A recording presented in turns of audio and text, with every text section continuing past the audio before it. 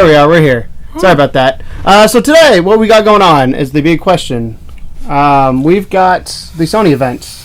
Yeah, we're here to watch the Sony event. We actually cut our own event short. We were watching Apple. Yeah, we were watching Apple's event and having a good time. And that 7 looks pretty cool, man. That iPhone 7. Mario's going to be on there. We'll talk about that at some Pokemon point. on there. Yeah. Anyway, so but Sony. But today is about Sony. It's Sony's big day. They're going to have their long-awaited conference, which is the one that we feel like a lot of times they've been holding back from us for a while. Mm-hmm. They did sort of deliberately left some stuff out of E3. You know, when Microsoft did theirs. They confirmed the Neo's a thing, but they said we're not going to show it. So there's that. So we're expecting to see that now, but the the Scorpio had a little bit of a showing at E3. Sony didn't really do a whole lot concerning their next gen. So this is supposedly the Neo / Slim / potentially VR. So we did a video on predictions. So let's kind of go over what we think is going to be there. So we have a little bit more time than that 10-minute window that we had when we were recording that conversation. Let's do it. So what do you think is going to be there? Obviously, the big one is the Neo. Do you think we will see the Neo? Yes, I do. I don't know if it'll be called Neo, but I think we're going to see it. Yeah. It'll be called Matrix, PlayStation Matrix. Here's why I think we have to see it. I think they have to explain it. Mm-hmm. And I think that Microsoft is traditionally kind of shitty at explaining their reasons for things. Well, Scorpio made sense in terms of what they were doing, but at the same time, like, everyone still had a lot more questions. So I think Sony was very smart to hold out on not really going into just a 15-minute thing, and instead actually go over and say, here's our full kit and caboodle. Here's a whole keynote talking about why this is a thing. What I'm more excited to see personally is kind of how it affects us as current PS users. Yes, because that's what we both are. Because I think honestly for a Neo and for a new PlayStation owner, the Neo would be a great thing. If you just want to get that and that's the box you want to get, you want to have the box for a long time. That's perfect. But for those of us, the 40, almost 50 million of us that adopted this machine already and have loved it on this machine and made Sony number one as console generation, Sony, last generation, you can't argue that they fucked up. They pulled up. They did what Microsoft did last generation. I don't know if they fucked up. I just think they were behind a little bit. Oh, they fucked up. The price point and the fact that developing games was that really hard. Those, if you're talking about games, the reason they're games this generation is because what they did last generation. They learned from it. They definitely did. They fucked up. And Microsoft went the other way. They thought they were the hottest shit on the block and fucked up this generation. I think they got better though. I think it's unfair to say they fucked up the whole generation. They fucked up the beginning, which is what screwed them. It's like Microsoft right now. Microsoft's playing catch. Same thing. Literally, it's the reverse this generation of what it was last generation. So, I think it's interesting to see. I'm excited to see what the Neo is. Partially because the rumors have been because it's VR based. That then I have questions of how well will the PS4 that we have now run VR? Yeah. How different is that experience? Well, we talked a little bit about this before, didn't we? Where we said that there was this kind of box, perhaps, that gets shipped with the VR unit. There is a box. I've seen it.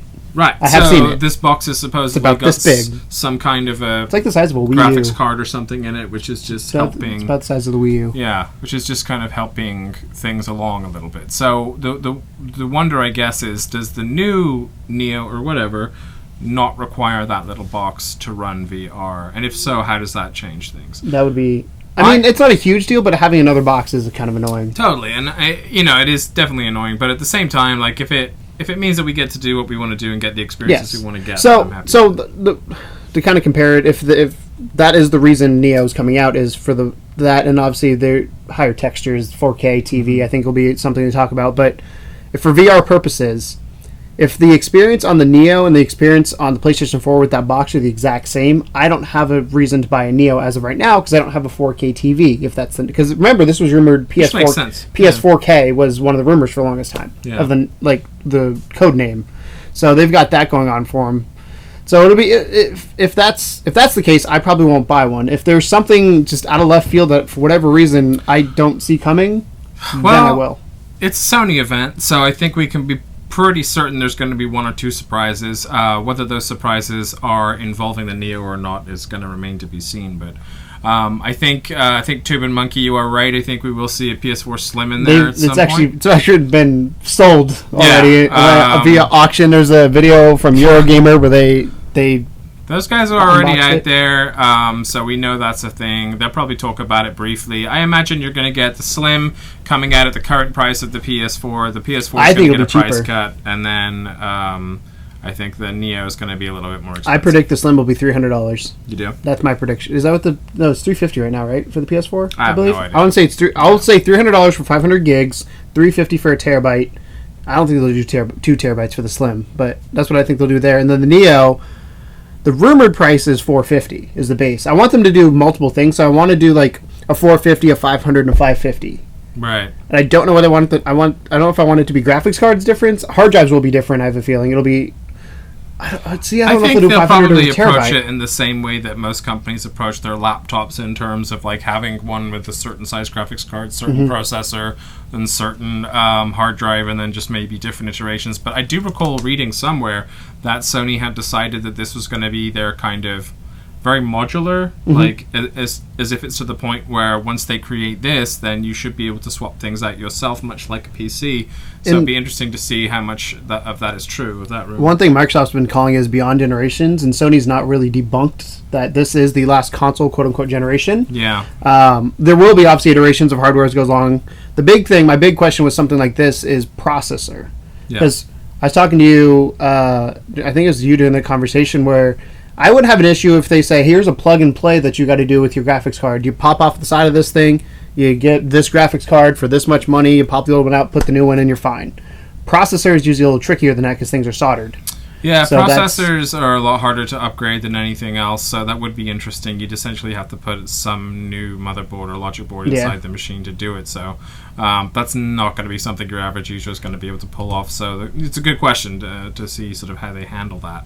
The other thing that I kind of wanted to see concerning the Neo was whether they have any kind of trade in your PS4, get a Neo for $100 or $50 or whatever, and I think that they owe some kind of a program to the current PS users. I want PlayStation to do that, not GameStop, not Best Buy. I want Sony to come out and say, hey, because think about it, they're looking towards the phone model because people upgrade their phones every so often, and I know a lot of places have trade-ins for phones, for Androids and smartphones, not stupid phones. Stupid phones don't get anything for them, but Androids and iOS devices, iPhones get trade-in value, and that's part of the reasons it gives people incentive to upgrade. And two things happen there. One, Sony could then turn around and say, hey, we got a refurbished market and sell it secondhand, or give it to Best Buy, who sells it open box or whatever it may be. Two is they're getting more money. They're double dipping on that customer. So if you buy a PlayStation now, the PS4, you buy a Neo, and then 2 years down the road you buy whatever the upgrades are, like they're dipping in you every time, plus all the software. Like from a business perspective, that makes the most sense. And again, if they get, so an example, they'll give you $150 for your PS4 towards the new one. Then say the Neo's $450. That's $300 for the new console. To them, that. I know, but to them, it makes more sense for them to pay the $150, get you to pay the $300, than it would be. Yes, I'm thinking from a business perspective. For us, as a consumer perspective, it's kind of shitty. Yeah, it's always going to be when you're talking business. I mean, that's just the way it is. So thank you too, Ben. We'll see you again. And by the way, for those of you that are watching, don't worry, it's not this for the whole show. This is our pre-show. We will be live streaming. Doesn't start until... Which you can't tell, as I'm stressed out because there's so many things I could get switched over when we do this. But we're going to have the live event, and then afterwards we're going to come back and give reactions to it. Be nice and smooth. 20 minutes time, that's going to go live, and we're going to watch that. But we just wanted to talk about it a little bit and what the potential things are that we could see beforehand. Yeah. If you've never seen our channel before, this is Level 2 Gaming. Welcome. And feel free to stick around and subscribe. Let us know what you guys think we're going to see today. Yeah. I'd love to hear this in the comments. You should have a comment section. I'm sort of half monitoring, and I've got to pull up on TV for a little bit. Thank you. During the stream, so as and when things happen, you can join in and watch those. I do realize it's a weird time for a stream. It is sort of midday on a Wednesday, on a weekday, and I wonder why Sony did that. The other thing is obviously the Apple event's probably just wrapping up now, or pretty Yeah. close to wrapping up. Sony's probably like, fuck, Apple. Yeah, it was a weird All the choice press. day-wise, but they're different enough to make it interesting. Yeah. There was some interesting Nintendo-related news in the Miyamoto Apple was conference. there. Yeah, he That was was there. weird. But we won't focus on that Yes. today. We have many other things to talk about. Getting back to Sony, so the Neo will be there. The Slim, what do you predict? The Slim we've already seen. I mean, it's going to be there. It's got to it's be. just going to be the same as it always is, I assume. Just a smaller, thinner version. I doubt they'll upgrade it too heavily. They might have The 4K they actually support or they actually took something. something out of it that makes they? me real sad What? because I use it all the time. Optical audio, the optical audio port, which doesn't affect me because I'm not buying a Slim because I already have a PS4, and I love the design. I think it's funny because we call it the PS4 Slim. It can't be much smaller. That box is beautiful Yeah. for a black box versus the mic versus Xbox And was it's like almost kind of incredible distinguished. how it doesn't seem to take them very long. Hi, Dave. Thank you, Dave, for the update. It doesn't seem to take them very long to kind of get that size down, which makes you wonder, like, why they didn't just start slim.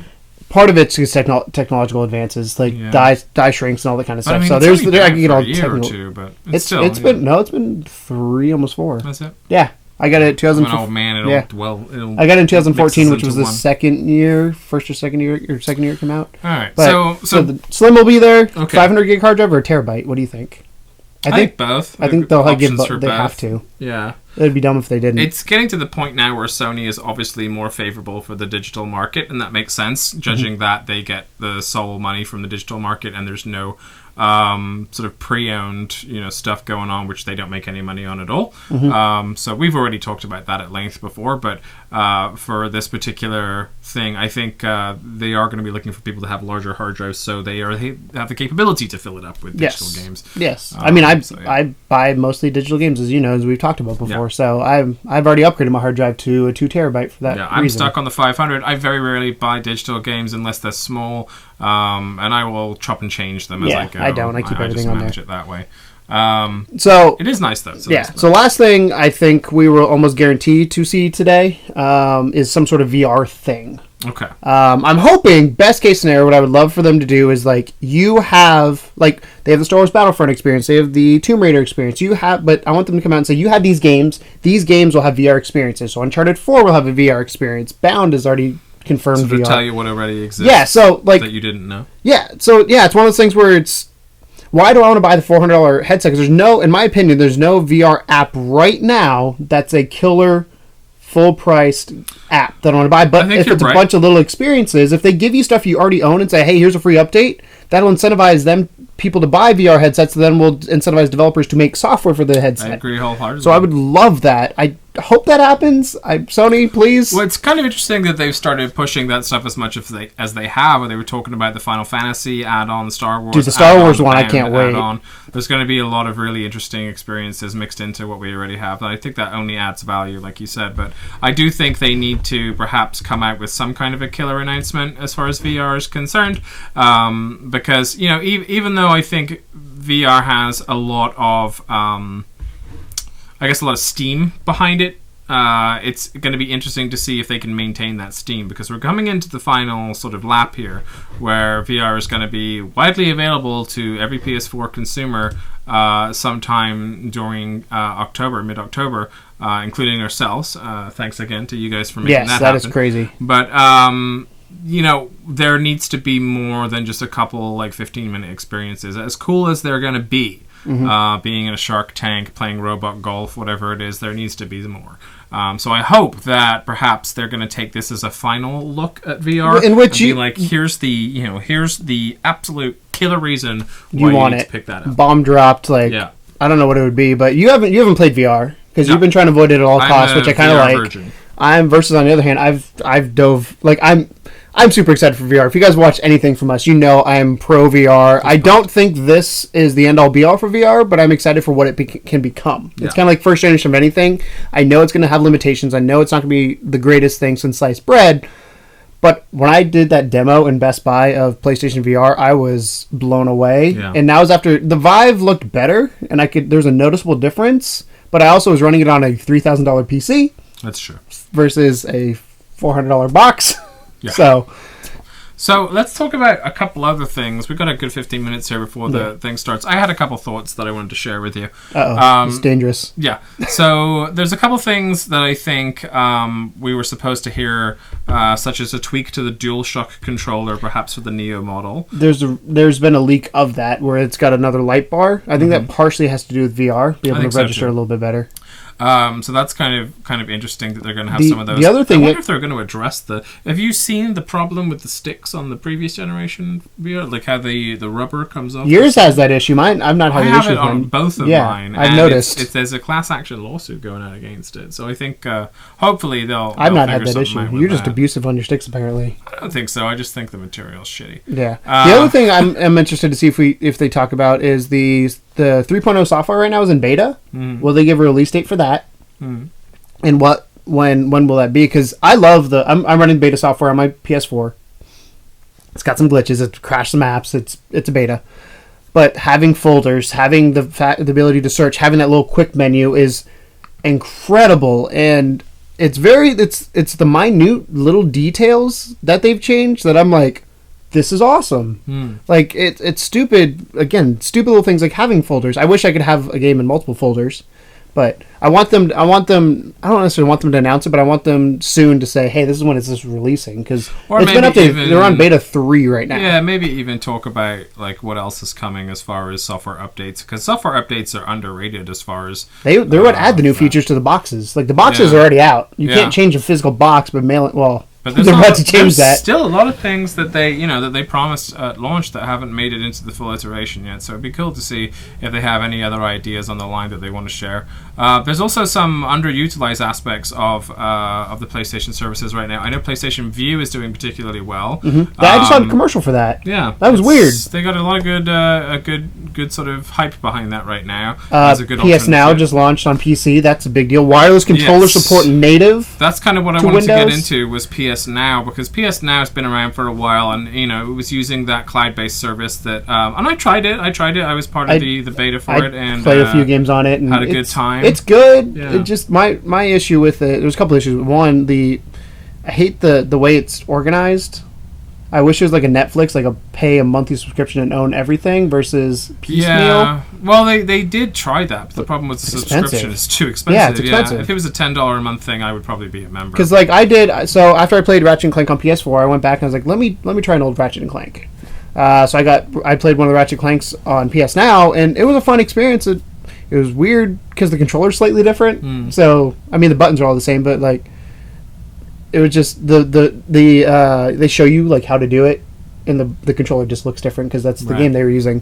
But it was a fun experience. I enjoyed it. I just feel like two things need to happen with that price drop, and not piecemeal. We live in a day and age, and it sucks because I know it hurts people on the back end on the financial side, but we're in a day and age where Netflix is king because you pay now $10 a month, but you get access to this whole library and there's hundreds of thousands of videos, TV shows on Netflix. There's quite a few games on PS Now, and it's got a good library, but... There's a lot of fluff. Yeah. Which, I mean, Netflix started out the same way. Netflix started out with a lot of fluff. I remember when Netflix got Disney. That was a big deal for me. Yeah, so I think it's definitely one of the most underutilized aspects of their services, but I think it has way more potential. Very specifically around the idea of when they... when they finally sort of get the pricing right. Because I think that's been the problem all along, is the pricing is just awful. So PlayStation Now, I would like to see some form of conversation. I mean, maybe a free trial that's a bit longer than normal, maybe dropping the price. What is it, a week normally? Yeah, it's just, you need at least like 30 days or something. Because it's got a solid library. I would also, as far as we're talking about things that are possibly dead, I would also at least love to hear Vita 2? Something about the Vita. It doesn't have to be the Vita 2. I just want to hear something. So, just let us know what's going on. I was watching Kind of Funny, and I'm going to pose this question to you because one of their reviewers posed it to them. If you could make a perfect Vita, no hardware, like money's not an issue, you make hardware, software, you make all the decisions, what would your perfect Vita launch look like, and what would the system look like? I think the thing they ran into was just that they weren't getting enough games developed for it in time. So you had these promises by companies Like Ken Levine's company was talking about bringing a BioShock experience to it. There was a lot of other sort of bigger companies that were, the Bethesda, I think, was in there at one point talking about bringing in some, older Elder Scrolls games. Those types of things are what I wanted out of the Vita. I think what it turned into is definitely interesting. It's perfect for indie. It's perfect for Japanese RPGs. It's actually one of the most powerful handhelds ever made, and still is to this day. But it's massively underutilized because there's no... The developers don't want to develop for it because the market's so slim. I think so. I think the biggest issue the Vita had was it's that bridge between PS3 and PS4. Because my opinion, again, not that they destroyed the whole console generation, but the PS3 was so far behind, and then they made the Vita kind of work with the PS3, and then the PS4 came out and was so big that Sony was kind of like this crux between two things. Like, you could sell Vita with remote play. I guarantee of the 40, 50 million people that have PS4s, some of them would buy it just for remote play. Like, that would be awesome. You could then get better software, like you're saying. And I don't think... the problem for me for the remote play is that it's not worked, like, that's what I'm saying. As advertised. Make it... That's what I'm saying. If they make it work. Like, that's what I'm saying, what they need to fix. But I think that's a PS4 issue. That's the problem that I'm having, is because if you notice, and I'm sure those of you at home feel this way as well, when you're using your PS4, it's capping your internet usage. And it's kind of like, no matter how good your internet is, whether you're direct connection or whatever it is, it's always capped to some extent. So opening up the capabilities and network capabilities of the console, perhaps a Neo will have better network capabilities. Or have a network that actually stays online. Yeah, and I think that's the only way you're going to bring that back, is by getting a few developers on board. Get some Sony exclusives. Get Naughty Dog on there again. See, I think we differ on what kind of game should be on there, because I don't want a AAA game. I love my indie games. I feel like the Vita handhelds are perfect for indie games. There's it's indie gameville. The Vita. I know, but they need to do more of those bigger experiences. Like the Uncharted Golden Abyss was one of the most talked about on the Vita. It's a launch title for it, but it's it was a full experience, and it was something very enjoyable.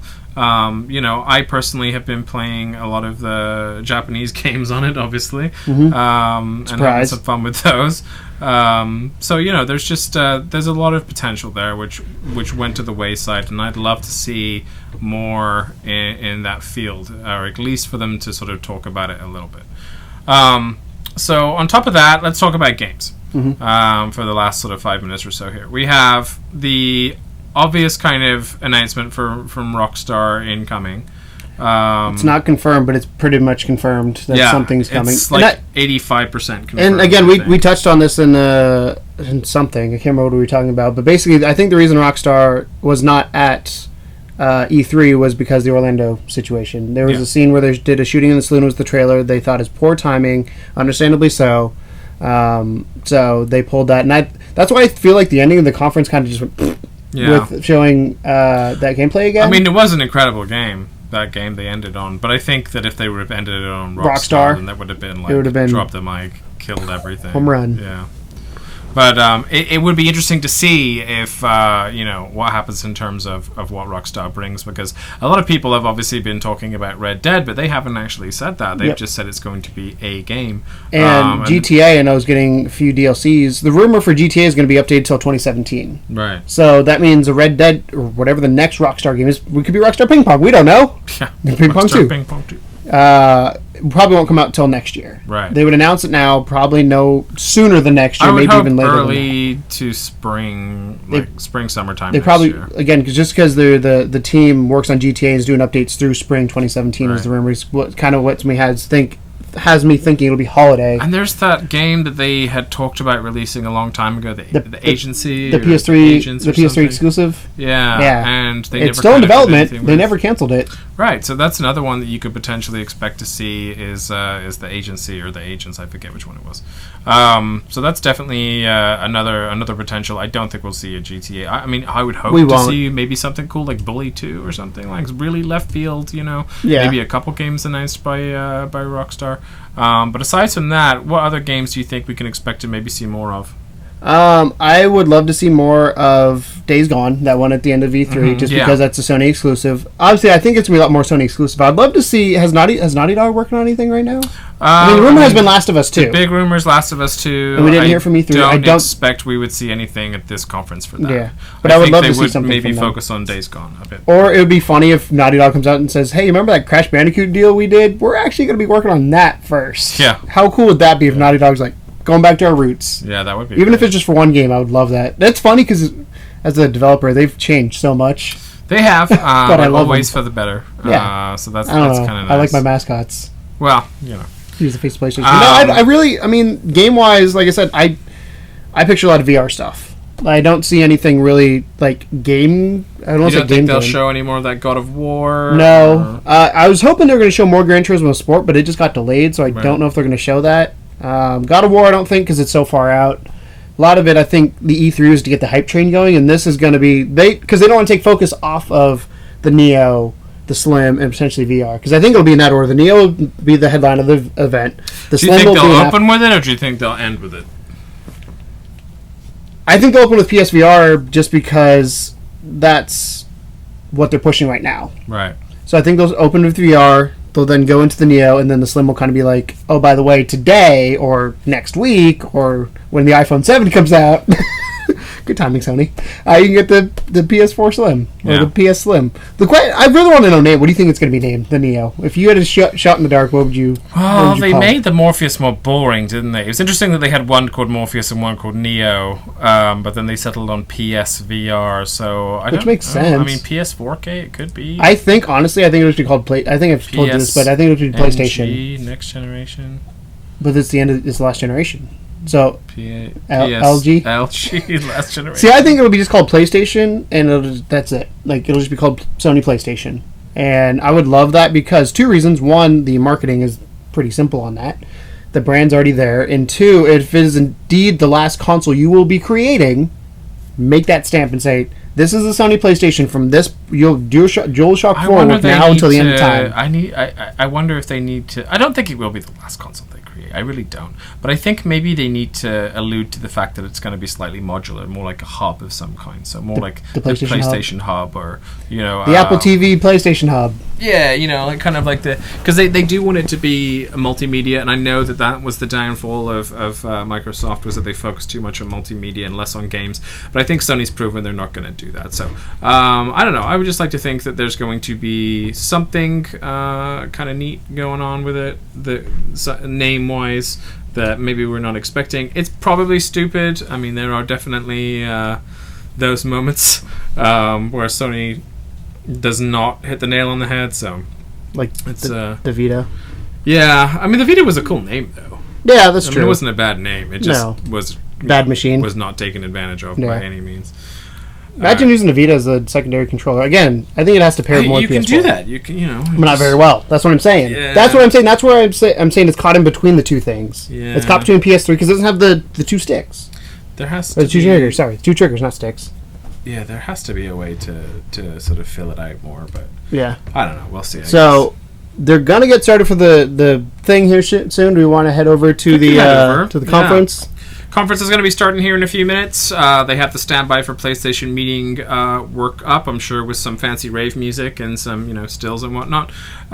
So that's it for us for the pre-show. Thanks for hanging out and listening to our potential predictions of what we can expect to see in this event. Hang out after the show. After the show. Reactions. Yeah, we are live. You can talk to us. We're paying attention to chat, so we can anything you want to talk about, we're game. And if you dig what we're doing as well, please subscribe to the channel while you're here. We do this all the time for all kinds of events. We did it for E3 last time. Not to mention, we did the whole of E3. E3 was dangerous. Not to mention our own videos and stuff. So I think it's time to switch over to the let's pop main on conference. over. Enjoy, and we'll see you here in a while. Feel free to get busy in the chat, and we will respond to you.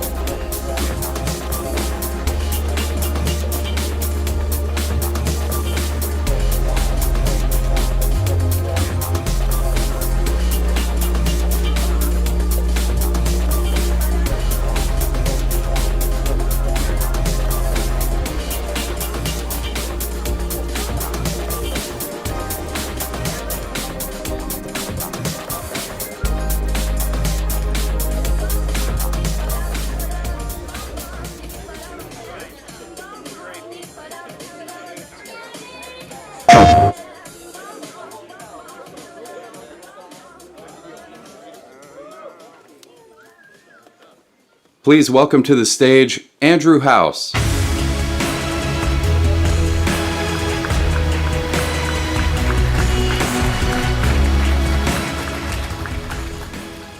Good afternoon, everyone.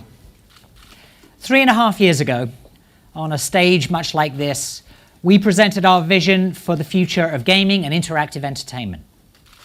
Our belief then, which continues to animate our efforts today, was how to make access to content and experiences vastly more simplified and streamlined. Our desire was and is to demonstrate the ways the living room would no longer be the center of the PlayStation ecosystem, the gamer would. Our success would rely not only on a package of next-generation technologies, but on reconceptualizing how the game consumer would want to play today, tomorrow, and in the future. PS4 was founded on the conviction of giving gamers the multi-dimensional and transformative play experiences they expect and deserve. Long-term partnerships with the best developers, a console with user experience at the core, a network that is faster, more social, more personalized, and brings entertainment to life like never before. With more than 40 million units sold worldwide, we are honored at the success the platform has achieved. However, we know there are still a large number of gamers waiting to join the PlayStation 4 family. That is why we will introduce a PS4 system that is slimmer, lighter, and more energy efficient. The new model, which is the standard PS4 moving forward, will appeal to a wider audience who are looking to buy the best interactive entertainment system for their home. Despite the sleek design, the new model packs all the same powerful components that have made PS4 the best place to play. With the new PS4 model, you can immediately enjoy exclusive entertainment experiences such as Uncharted 4 and PlayStation Vue, our cloud-based TV service. And the holiday season is just around the corner, with PlayStation VR launching next month, as well as an amazing lineup of PS4 games, including The Last Guardian, Call of Duty Infinite Warfare, and Watch Dogs 2. The new PS4 model will be in most markets by September 15th for $299, representing a tremendous value for gamers. For those who have yet to join the PS4 community, there's never been a better time. PS4 games continue to deliver new experiences that redefine interactive entertainment, and developers are just hitting their stride, pushing the graphics, narrative, and gameplay farther on PS4 than ever before. PlayStation 4 has indeed been the grand canvas that we hoped it could be, supporting a tremendous variety of titles from AAA to smaller digital games, all tied together with the PlayStation Network and our unique approach to social play. We have returned to the combination of creative breadth and commercial success that made the early years of PlayStation so distinctive. It was always our intention to design the PlayStation 4 as a platform to stimulate and fuel future evolution. This vision of the future and the architecture that would enable it was designed into the product from the very beginning. However, we realize that for the very highly discriminating gamer, there is always a desire for advancement, and they want it in this generation. As technology continues to evolve, bringing with it new ways to realize the aspirations of the gaming community, we're adjusting and accelerating our innovation cadence. One such technology we've focused on is display.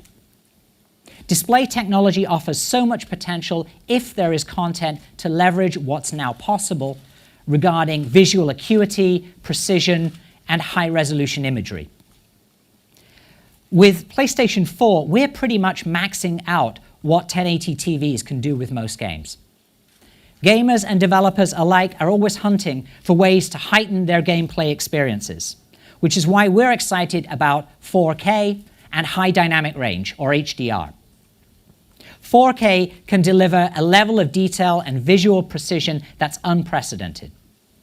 HDR contributes to enhancements in visual clarity, color, and luminance. It makes scenes far more realistic and truer to the way your eyes see and experience the real world. In the world of TVs, these two buzzwords have been circulating for a while now, but it's only now that we can start implementing these advancements in the context of gaming. Games are a natural for 4K and HDR. Developers want to deliver on the promise of their creative vision, and both these technologies enable them to make their games look better without the compromises. To provide users with even better gaming experiences, in conjunction with these technologies, we give you PlayStation 4 Pro. PlayStation 4 Pro will sit alongside and complement the standard PS4. We named it PS4 Pro to symbolize that it is part of this generation and targeted to the hardcore gamer or those who have invested in advanced display technology. At launch, PS4 Pro will become the #1 provider of high-resolution and HDR content. We will instantly have hundreds of hours of high-quality gaming experiences available in these exciting formats where you can truly see the difference. Now, to tell you more about the innovative technology behind the console, let me introduce PlayStation 4 lead system architect, Mark Cerny.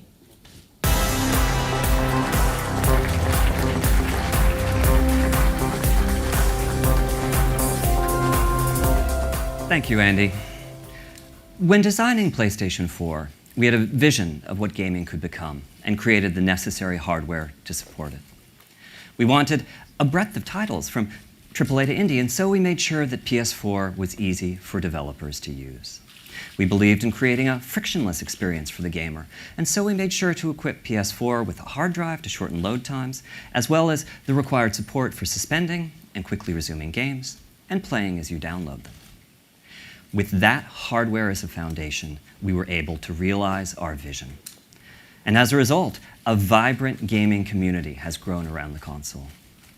PS4 Pro is not intended to blur the lines between console generations. Instead, the vision is to take the PS4 experience to extraordinary new levels. First and foremost, our goal is to deliver high-fidelity graphical experiences. With that in mind, we more than doubled the power of the GPU and adopted many new features from the AMD Polaris architecture, as well as several even beyond it. A number of hardware innovations support efficient rendering for 4K displays, allowing titles on PS4 Pro to reach resolutions not thought to be possible on console in 2016.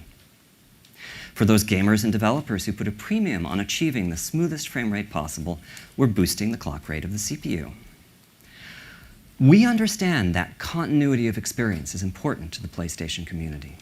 Existing games will play as you're accustomed to on PS4 Pro, and we're providing a number of mechanisms for easily transferring your game library and entitlements from the standard model to the new console. We're also equipping PS4 Pro with a 1 terabyte hard drive to ensure that you'll have plenty of space for new experiences.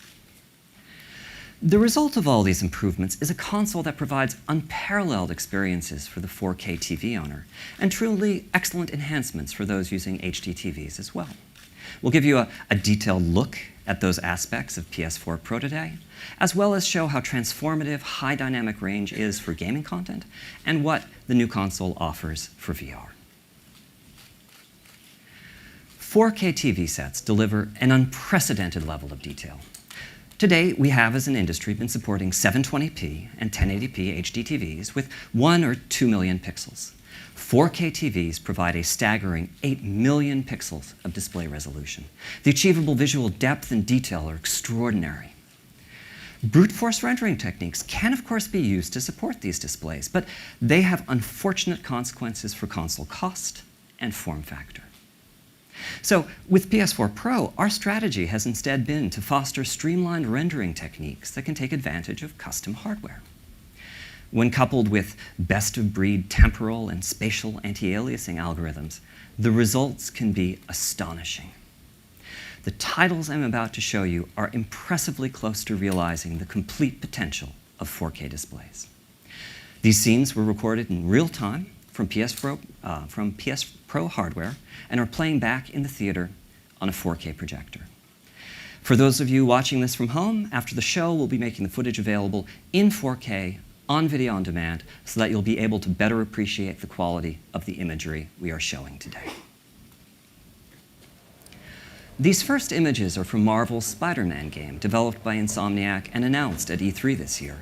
The detail of the city is incredible. Minute features such as the pedestrians in the distance would just be blurs on an HD TV set, but here they are crisp characters. As for Spider-Man himself, the texture of the suit is breathtakingly clear in a way that it could never have been before.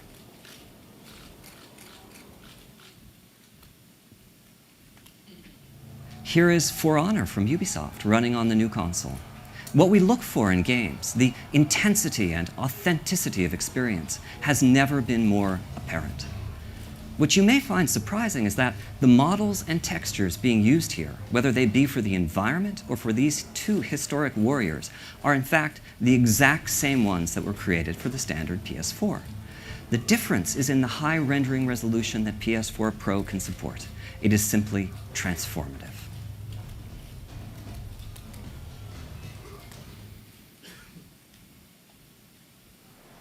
Long vistas and high-resolution geometry, as seen here in Deus Ex: Mankind Divided from Eidos, also highlight the power of the console and capabilities of 4K displays. The extreme level of detail visible in the game environments and characters, such as augmented hero Adam Jensen, brings a greater intensity and welcome new reality to the experience.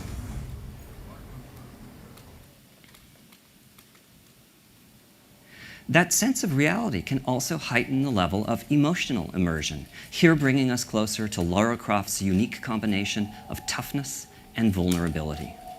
With Rise of the Tomb Raider, Crystal Dynamics has taken great care to apply the power of the hardware to all aspects of the game, whether it be Lara's hair, face, clothes through weapons, or the shaders, geometry, and special effects that give the environment solidity and realism. This is truly a showcase of how PS4 Pro can transform gaming.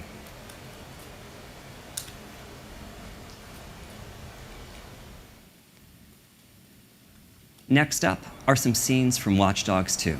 I'll just let them speak for themselves.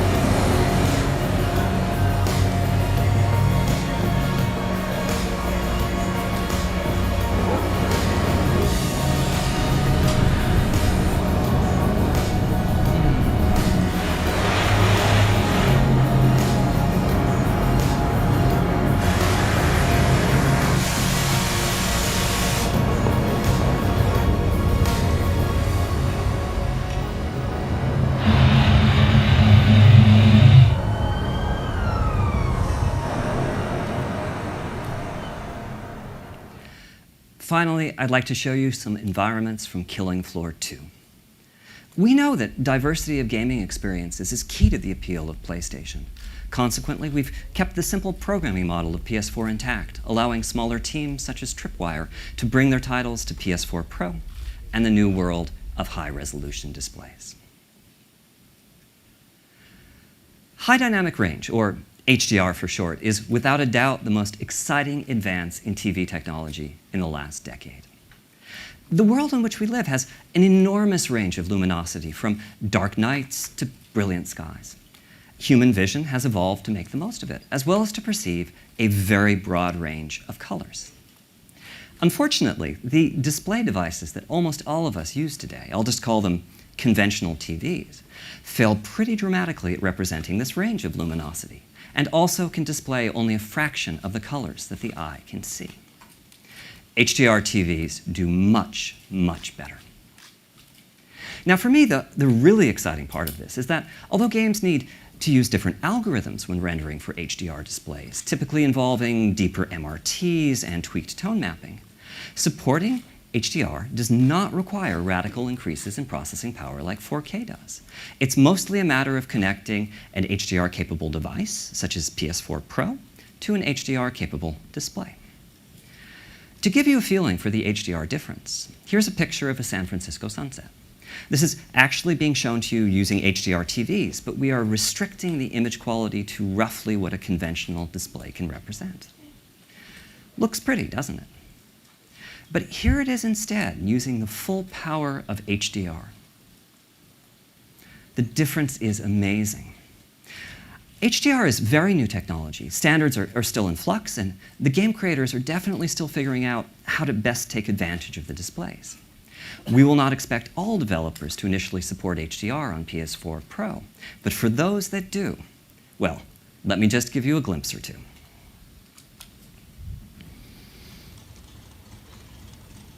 Here is Days Gone from Sony's Bend studio, once again restricted to what a conventional TV can display. So this is utilizing all the detail of 4K, but the luminosity and color are quite similar to what was shown at E3. I'm going to turn on HDR now and show you what changes. Whatever it is that your eye expects to see to convince you that something is real, HDR is supplying that. The colors in the clothes, the brightness of the sun, these all represent a level of photorealism that you've never experienced in a game. Daytime scenes are great for showcasing HDR, but nighttime scenes show its potential as well.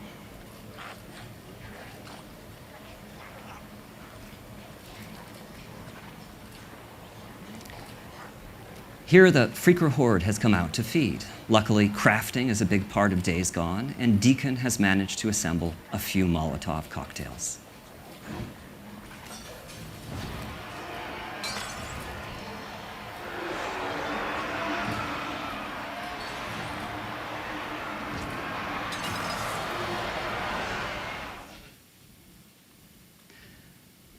Those who played Naughty Dog's Uncharted 4 may remember this interactive chase scene. You're now seeing it at much higher resolution and in HDR, which makes it even more of a spectacle.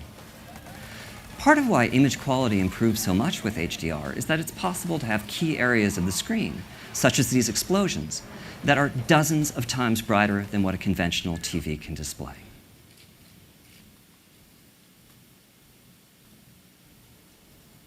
This is Fetch, the hero in Infamous Light from Sucker Punch.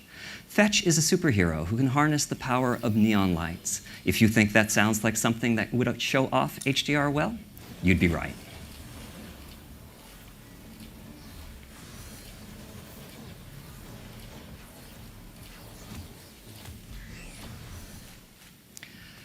We believe that the potential of HDR is incredible. But you don't need a 4K TV or an HDR TV to experience the benefits of PS4 Pro. The game knows what sort of display the console is hooked up to, and consequently developers are free to tailor the experience to best fit the type of TV being used. So if you connect PS4 Pro to an HD TV, here's some of what you'll see. First up is a comparison of standard model and PS4 Pro graphics on Paragon. Epic Games has chosen to increase the quality of the graphics in a great number of ways. Enhanced visual effects, procedural ground cover, higher scene complexity, greater texture fidelity, dynamic reflections, and more. Warner Brothers is supporting HD TVs on Shadow of Mordor with a number of different modes. Here you can see how super sampling anti-aliasing is used to bring the detail of the high-resolution imagery over to a 1080p display.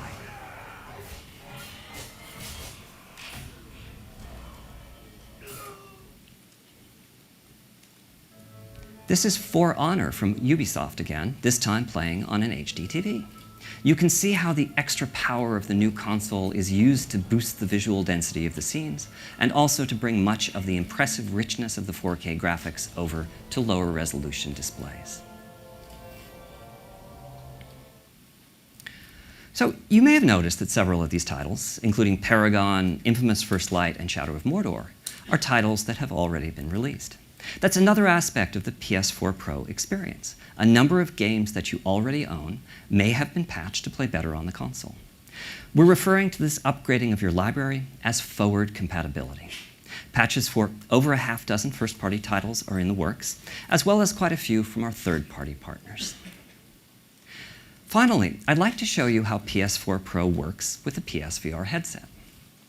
We are very proud of the breakthrough experiences that the headset provides with the standard model.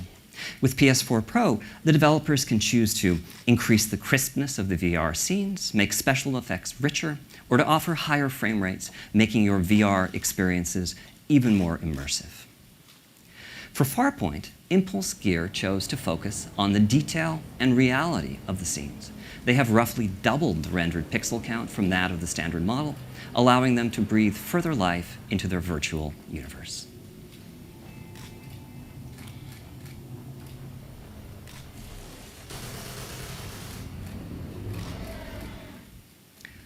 With PS4 Pro, we aim to provide developers with the tools and technologies that can further their creative vision. One developer that's truly embraced the potential of the new console is Guerrilla Games. Let's take a look at some never-before-seen gameplay from the highly anticipated Horizon Zero Dawn, which showcases what can be achieved on both 4K and high dynamic range displays. Thank you.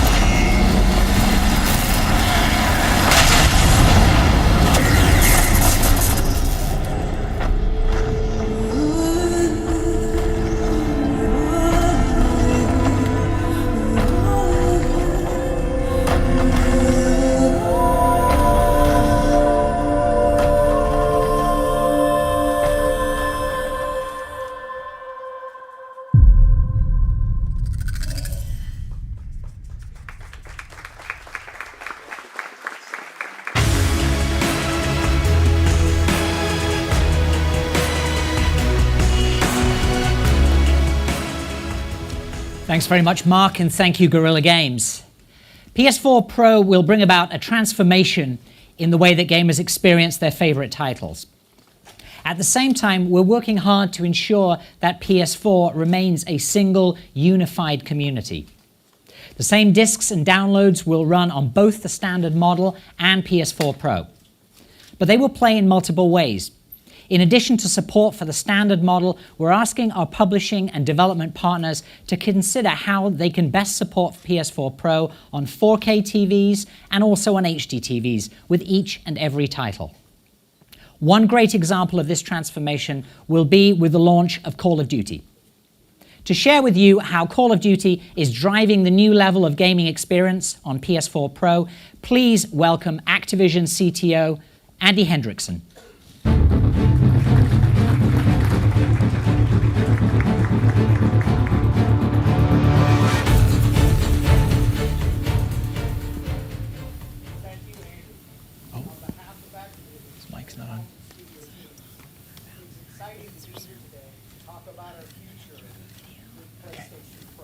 His mic's not on.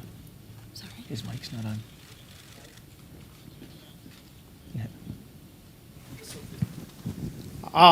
On behalf of Activision and our talented studio teams, it's exciting to be here today to talk about our future with PlayStation 4 Pro. There's nothing else like Call of Duty.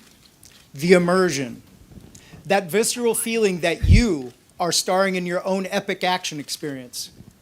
Our studio teams leverage every ounce of the console to deliver the greatest possible detail to surround players and immerse them in a stunning and lifelike world. Our developers couldn't be more excited about what PS4 Pro has to offer. With its greater memory bandwidth and enhanced GPU, we can now deliver richer textures and 4K graphics on top of our trademark 60 frame a second gameplay. I'm proud to share that this fall, Infinite Warfare and Modern Warfare Remastered will support PS4 Pro out of the box day one. And for you Black Ops 3 fans, don't worry. Black Ops 3 will also support PS4 Pro on day one with an online title update. We're talking one unified Call of Duty community wherever they play, playing together on PlayStation 4 or PlayStation 4 Pro.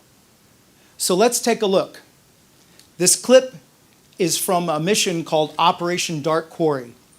During this mission, you and your crew answer a distress call from a mining facility on an asteroid that's been knocked out of orbit.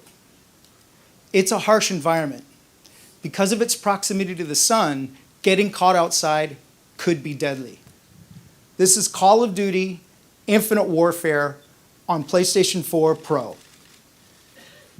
We're going down there. Search and rescue. Stick together. Keep out of the sun. 900 degrees in the sun? Shit. Find these civilians dead or alive.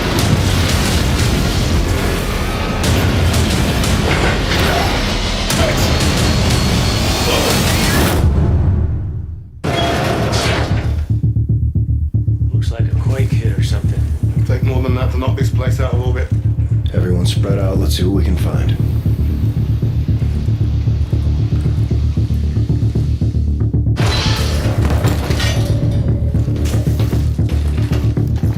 Coming for you. Worker drones. Oh, why are they moving like that? What's going on the walls?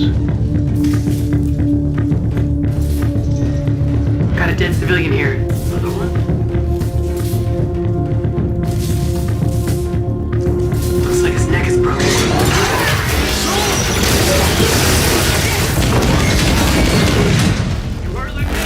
She's good, Cash.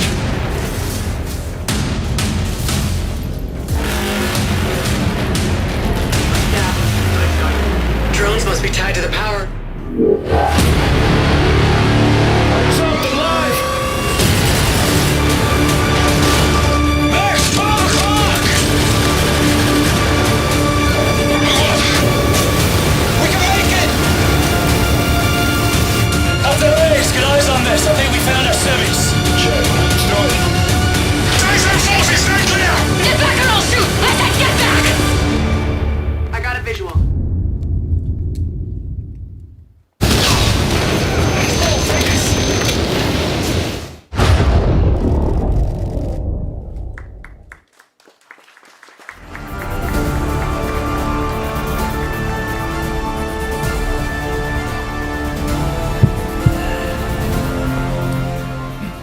Hi everyone, I'm Aaron Flynn.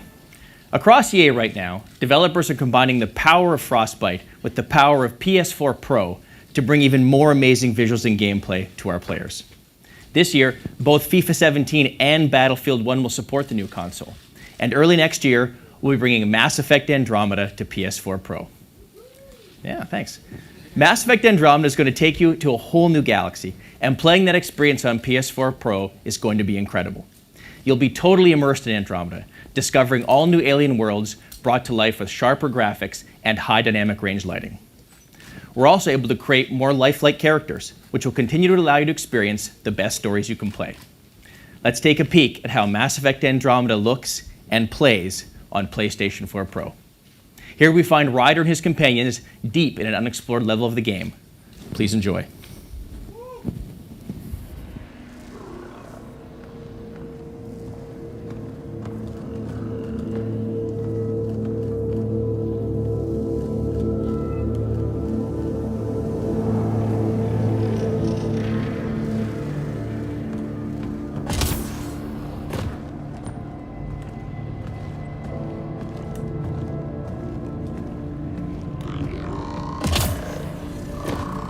Another remnant right in our way. Watch your step, okay?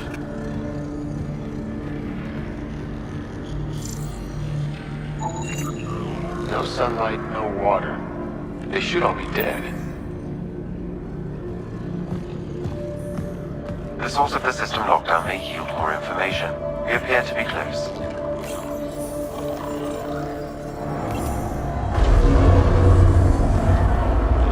It made a new path.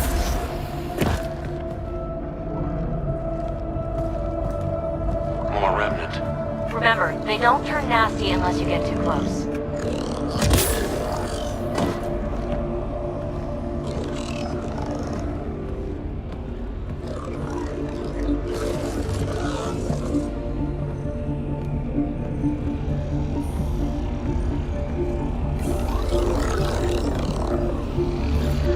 Will you look at that?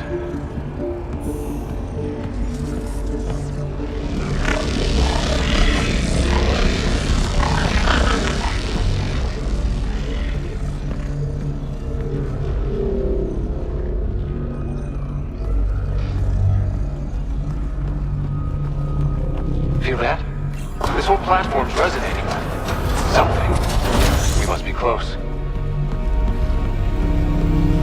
No question. This is the heart of the vault.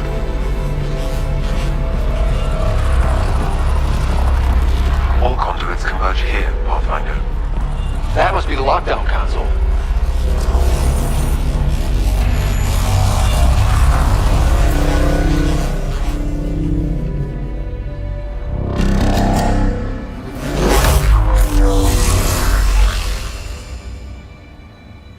Is that the Helios cluster? Yeah, there we are. All these points could be vaults in other worlds. Dormant like this one. Hey, look there.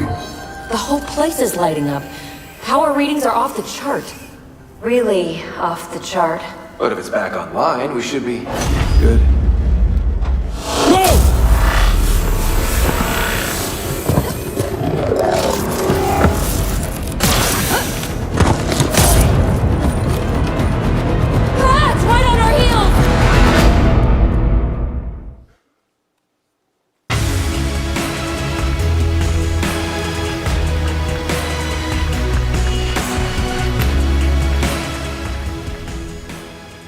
Thanks very much, Aaron. As you can see with the games shown today, PS4 Pro allows developers to push the fidelity as high as possible while retaining the best performance. For those who use their PS4 to watch movies, TV, or videos, PS4 Pro also has best-in-class 4K streaming services. We've had a long-standing relationship with Netflix, and that will not stop with PS4 Pro. I'm happy to announce that a new Netflix app will be available for PS4 Pro at launch, and by the end of the year, 600 hours of 4K content will be available on Netflix, including Narcos Season 2, which recently premiered, and Luke Cage, premiering September 30th.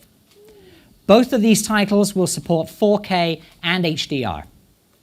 In addition, YouTube, which is already among the largest sources of 4K content anywhere, is developing an app for PS4 Pro that will support 4K content. We believe the potential of HDR is incredible and that it will transform gaming and entertainment in a manner that we haven't seen since the transition from standard to high-definition video. Which is why every PlayStation 4, back to the very first console sold in 2013, will be HDR capable via a firmware upgrade next week. Thank you. Higher dynamic range means more realism, more visual beauty, and the broadest spectrum of colors ever realized on a console. With the proper display, all 40 million PS4 users can join the HDR revolution. At PlayStation, we're clear in our mission to make the gamer the center of our universe. We're steadfast in our commitment to be the best place to play. And we believe this current PS4 game development cycle is just hitting its stride. Some of the best games are still yet to come. So please take a look. Farewell, my love, we'll be together soon. Take heed, sweet love, you'll never be alone. I'm watching from the heavens to keep you safe from harm.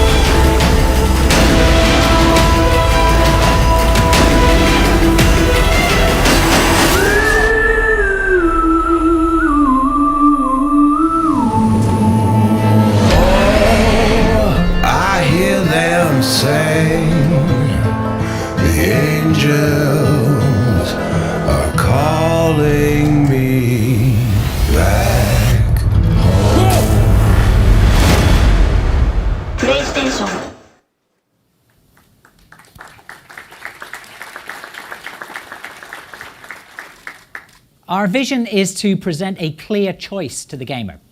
We want to deliver the best games to our current gamers.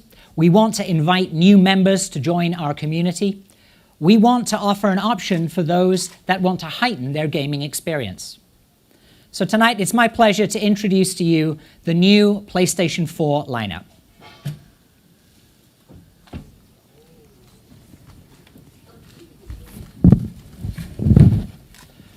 PS4 Pro, November the 10th, 2016, priced at $399.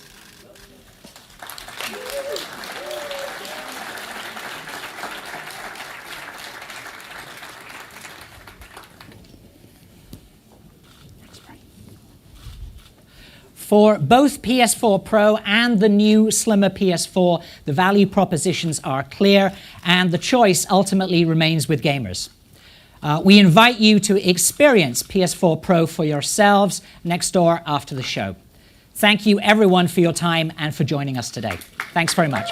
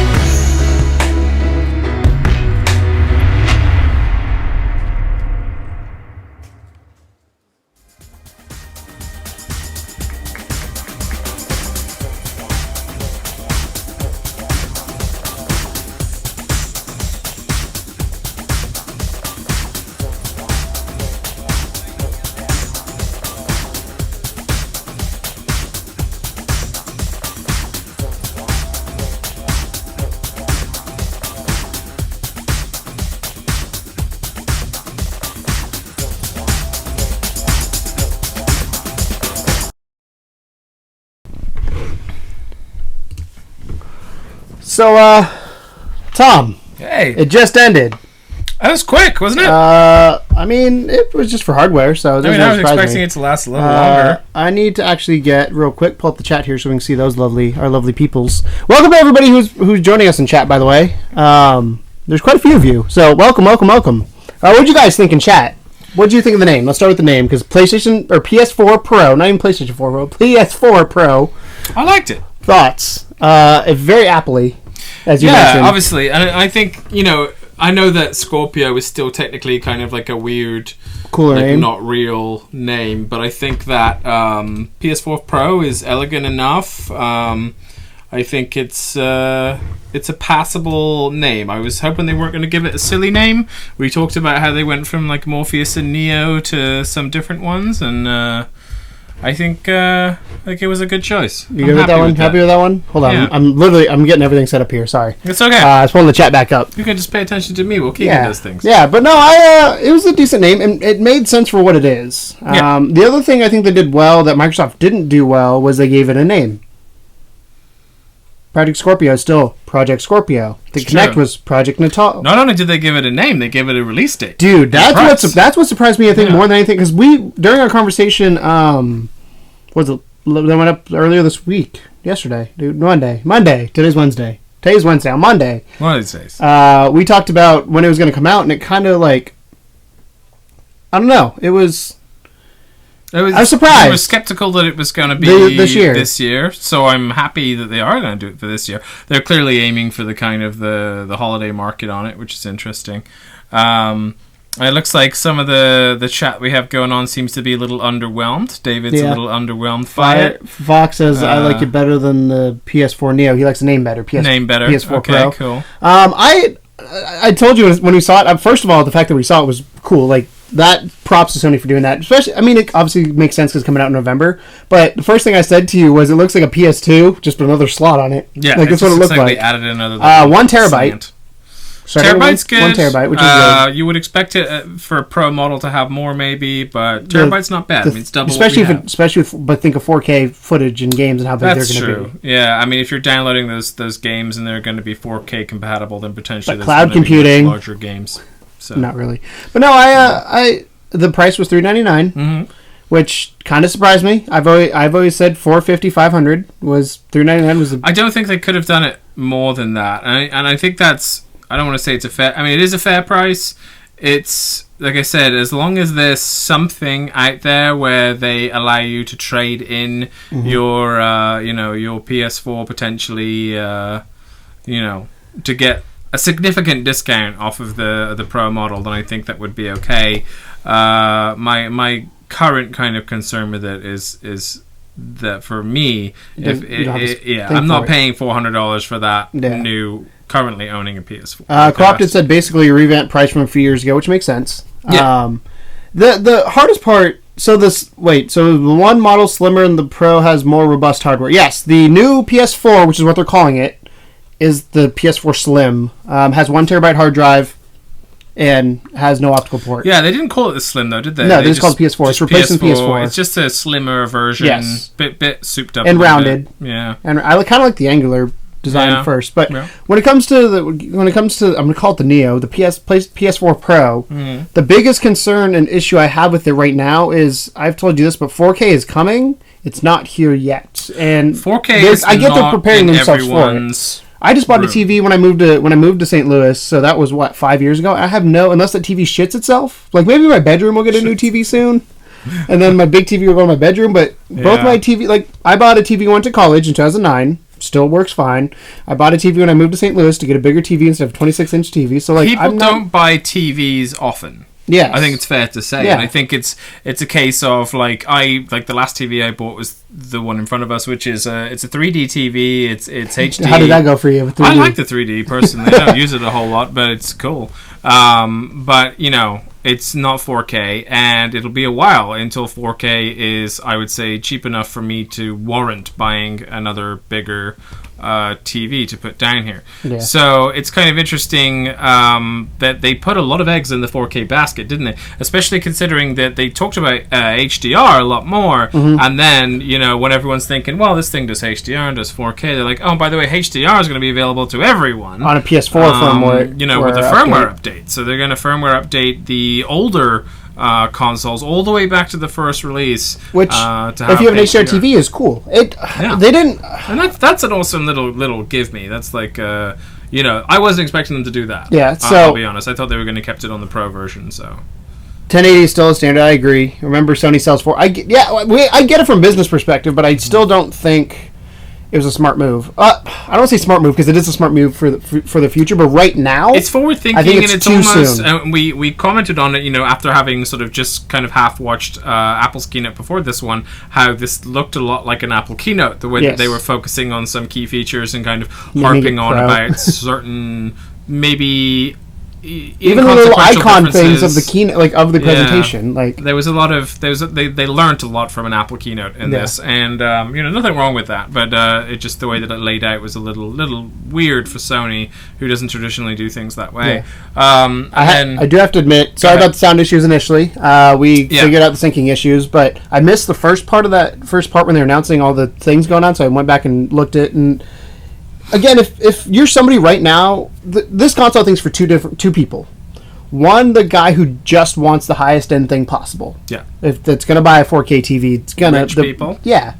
Well, the gamer that wants the highest end, and whether they're super rich. gamers. Yeah. Yeah. Or, I mean, the other one is maybe somebody that was looking to get a PS4 and it's like, it's $399. If I get it now, maybe I'm going to get a TV down the road. Maybe somebody doesn't have a newer-ish TV and they're looking to get it or whatever it may be. And they say it would still work great with current generation TVs. You just won't get that full 4K experience. But honestly, I'm like, What's the point? Yeah, I don't think there's enough here for current PS4 generation gamers to warrant spending unless money. You have a 4K HDR unless you have a 4K HDR TV, and unless they come in with some kind of a trade-in deal where you hand your console in and get, let's say they give you like $250 for your console, you pay the $150 extra to get the thing. So here's a question. Here's a question for you guys, because I was confused on this. They talked about PSVR being more pixels on the Neo. Isn't that screen resolution fixed? Like, I don't know if they can, because if they make the denser pixels, it doesn't. I mean, yes, it'll make it somewhat sharper, but that resolution is still not 1080p. Game, I suppose. So I don't know. I don't know how that's going to affect it, because that's the only way I would get a PS4 Pro would be for VR at this point, because I'm so on the VR and train. To be fair, I'm kind of surprised they didn't show anything VR. Well, they did. They showed that. They showed Farpoint. Yeah. And Farpoint did look significantly more pretty in VR than it did before. Yes, it would be fucking terrifying. Like Battlefront style graphics. With VR, I think the hyper-realism there is definitely something that's going to immerse you better. Yes. So I definitely think it would work better for VR. My wonder is, is that the little box that we talked about at the beginning that comes with the current VR headset for current PS4 users, is that enough to do it? Frame rate? What do you mean by frame rate, not resolution? So the frame rate's fixed, but the resolution on the screen's got to be fixed, right? Because you can't just say all of a sudden it's going to be a bigger... Because the frame rate, I know they lock at 30, which I loved. I don't know if you know this. I'm just getting sidetracked here, but when I went to do the demo of the VR, they had a fact sheet about it, and one of the things is you cannot drop a frame in VR, which I love. Because it'd make you sick. Yeah, yes, exactly. So I was excited about that. But Tom's got his notes. My goal was to make sure the stream didn't crash. Tom wrote all the notes. There's a whole less notes than I mean, obviously, there's a bit of GPU in there, faster load times, yada yada. The big thing hard drive. I was more excited about seeing Mass Effect than anything. Well, I told you, it's honest. like Mass Effect came up, and I was like, I've not played Mass Effect. I'm not a Mass Effect fan, but I feel like that game is just so far out, and they keep teasing it that I want them to go quiet and just get it done. You will love Mass Effect. I'm not saying I won't, but I just I've seen it so much now that I'm like, ugh, just get it done. Every other Mass Effect sort of teaser that they've done to this point has been really shitty. And it's just been like, oh, here's 3 seconds of imagery with no video or nothing that I've seen. So that was the first time I've seen it moving. That was gameplay. And that was gameplay, and it looked beautiful. And it looks like they're heading in the right direction with it. So I was actually more excited for seeing Mass Effect Andromeda than for the PS. Can we talk about, Pro. speaking of surprises, who wasn't there? Rockstar. Rockstar was supposed to be there. Rockstar? So that's the second event in a row Rockstar's not shown up to. They were also at Gamescom, didn't really do anything I think there. they're going to host their own. I think they're going to have to do their own event. And I don't know if they'll do it in like a keynote style, or what Rockstar traditionally does building up to games is they'll have they a link countdown screenshots. clock somewhere. And then they'll suddenly drop a trailer for something, and then it explodes all over the internet. Yeah, and then they'll start maybe talking like to magazines and things like that about and giving like more in-depth views of it. But I was surprised that it seemed like, considering that was supposed to be a full-length conference, that they didn't really pull out the stops. I know it wasn't the PlayStation Experience conference. I believe that is still to come. PSX, yeah, it's coming. But it was. This will probably be there. I like that they did it this way, though. I like that instead of tagging it on for 10 minutes at the end of an E3 presentation, they were like, here's 45 minutes, let's really talk about it. Let's talk about the upscaling, and let's talk about the graphical fidelity improvements, and let's... The guy talked too much tech jargon, though, I feel like. I mean, yeah, I get did, but I they think have that's all there is to to talk about, you know? It's They announced a GTA 5 with the... they announced GTA 5 with the trailer. Yeah. I was like, wait, what did I miss? Yeah, that's totally true. Never mind. There was no conference for GTA 5. It wasn't at anything. Yeah. They just said, here's a trailer, check it out, and everyone flipped their shit. And that's probably what will That's the Rockstar happen method. with Red Dead. I mean, Rockstar's, I feel like, bigger than all these conventions. Rockstar is not going to be able to hold a conference in the same manner that a company like Bethesda or because they don't have that many games that they do. I mean, they do, but not. Yeah, it's same just caliber. it's not going to happen because they release one game every so often. Usually, it is incredible. Yes, Co-op did. The tech jargon was extensive, and that's something that I think that they were borrowing almost from Apple in terms of like, you know, the big deal about this whole experience with the Pro is what's the difference tech-wise. So I understand why they did a heavy focus on that. The problem, I think, was that what Apple usually does is they'll simplify it. Yeah. They'll say, here's the technical version of it, and then here's... Even if you're not an Apple fan, go watch the keynote from this morning that Apple did on the iPhone 7. That's weird to say in my head. iPhone 7 and the Watch 2. Spoiler alert. New device is coming if you cared. And then watch this keynote right after it, or vice versa, and you'll see similarities, but you'll see kind of where... I think, like you said, that not dumbing down, but like making it in English for people to digest. To be fair, it's hard to show and tell fidelity when you're mostly watching a 720p stream of it. So it's not like we're watching the part with Spider-Man or whatever, and I say to Keegan, that looks exactly the fucking same, and he's like, well, we don't have a 4K TV. It was like, oh yeah. So you know, that's, I mean, maybe you have a 4K iMac, awesome. In which case you could watch that, but for us, no difference. And even then, when you're streaming, like they announced it with Netflix, and that's something which we've always had a problem here, specifically in St. Louis, because in St. Louis the best internet provider we have is Charter, and Charter caps out at like 100 megabits per second. I'm going to blow some minds here. 4K streaming is not 4K streaming. So I'm not going to get into the details of videos because I could if you wanted me to, but basically there's what's called containers, which is like, I'm sure you've heard of like MKV, those things, the file types, and then the container, or those are the containers of them. Inside of that, there are different compression types. So H.264 is what you use on the internet. So whenever you stream something, whenever anybody streams something on the internet, H.264, because it allows the best quality at the lowest file type, so it loads quickly. Versus, so an example, 4K at H.264, if we're talking a 5-minute video, would be roughly, I would say roughly 5 to 6 gigabytes.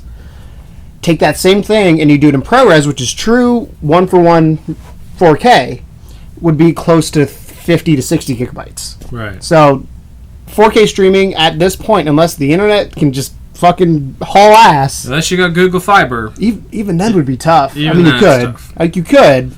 But yeah, so 4K streaming is not truly 4K as of right now, but yes, it's still good. It's better looking. It's not what it's supposed to be. Yes. I always get mad when companies, it's a very marketing term when companies talk about the 4K streaming, like it's not. Yeah. I'm just also an anal video guy that knows all this shit. I'm laughing at Co-opted's comment. Tech jargon makes him hard like Battletoads racing level hard. Which is Battletoads. Very true. I've actually never played Battletoads. I like tech jargon myself, but I do understand the need for the general public to be on board with this, and I don't think they did anything for any member of the general public that is going to make them even slightly attracted to this idea. I think for me and Keegan, like, yeah, we'll look at it and we'll be like, maybe we'll pick one up at some point. If my PS4 ever breaks and I end up having Christmas, to buy a new be like, one, hey, Mom. you know.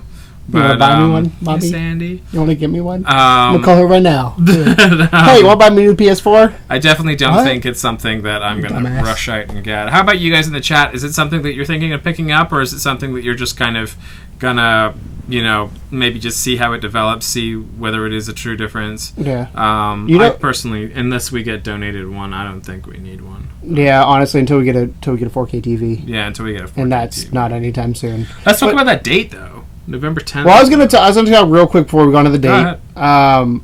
Look at how Sony presented this versus how Microsoft presented. Microsoft came out and said spec. Sony never actually said specs. They said faster GPU, faster CPU. Mm-hmm. They never actually said, we've got 12 teraflops. Do you think that's because they're slower than Microsoft, or do you think that's because... I don't necessarily think so. I mean, potentially, yes, but I think that, Or do you think that's just again, they were... cultural I think it was differences? more of a cultural conference difference in terms of... 4K Chrono Trigger. That would be interesting. Yeah. Sorry, didn't mean to get you. I think they just approached it differently. I think Sony's always done that. I think they were a case of, like, instead of saying this is this much better than this, here's a video of this before, here's a video of this after, is definitely the Sony way to kind of do things.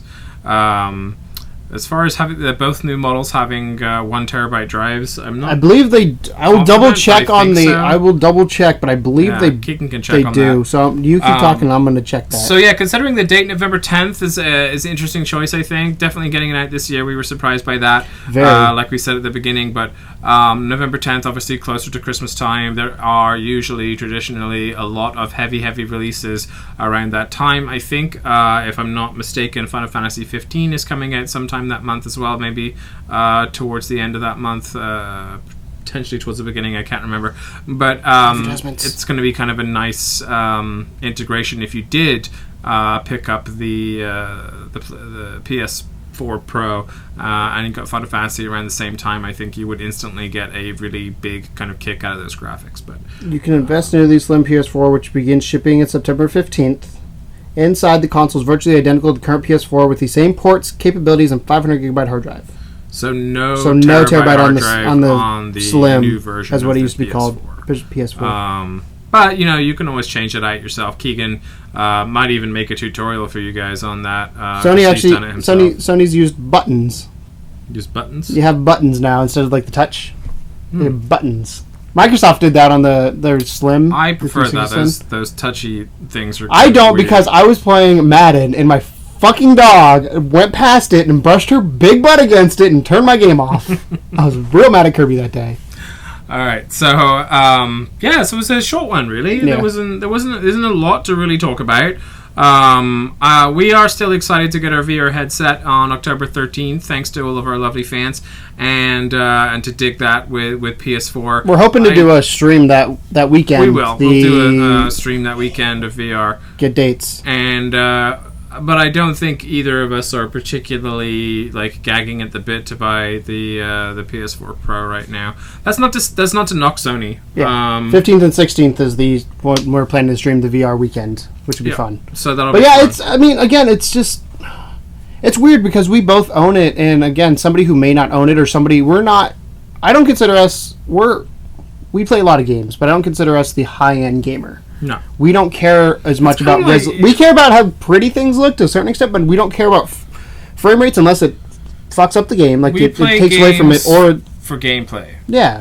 And that's our channel's always been that way. Like I mean, you can tell when a game looks good versus bad. Like Fallout had frame drops, and you notice it. When I noticed that more than I noticed something running in 60 frames versus 30 frames. Right. Like that, I don't notice. And I don't know. I made a joke. I'm colorblind, so this HDR thing doesn't mean shit to me. If you're like an esports pro gamer, yeah, I could see that. That sort of thing, or you know, the same type of guys that went out and got like the elite. Well, I'm kind of surprised that Sony didn't announce a new Pro controller then. Yeah, they didn't. They didn't even touch on the DualShock. No, it just said, "Here it is." There you go. Interesting. They did show a picture of it. Well, they did have it on stage, but they didn't actually go into whether it does have any of those additional quirks. I want to see. Hold on, I'm going to see if we can get the picture of those things again. Also, no mention of PS Now, which was something that we were hoping perhaps at the beginning that they might bring up again. They didn't really talk about that. There was definitely no Vita anywhere in sight. The Horizon gameplay was particularly interesting. So to see some of that gameplay again was kind of nice. I thought that was cool.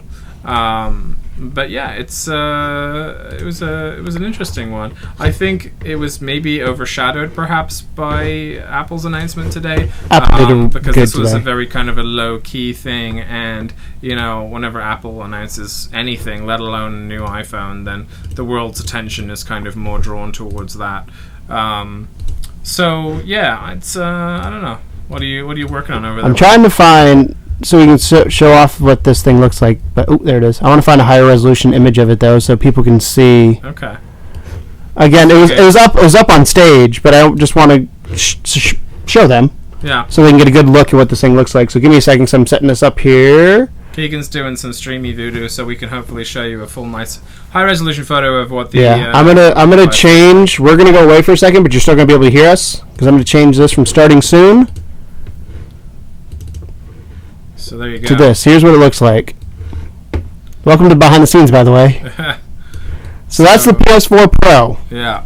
So it looks like a block of cheese with many layers of cheese. Yeah, it's really weird looking. You have the controller there. And does anyone notice anything different about that controller? Hard to tell from this imagery.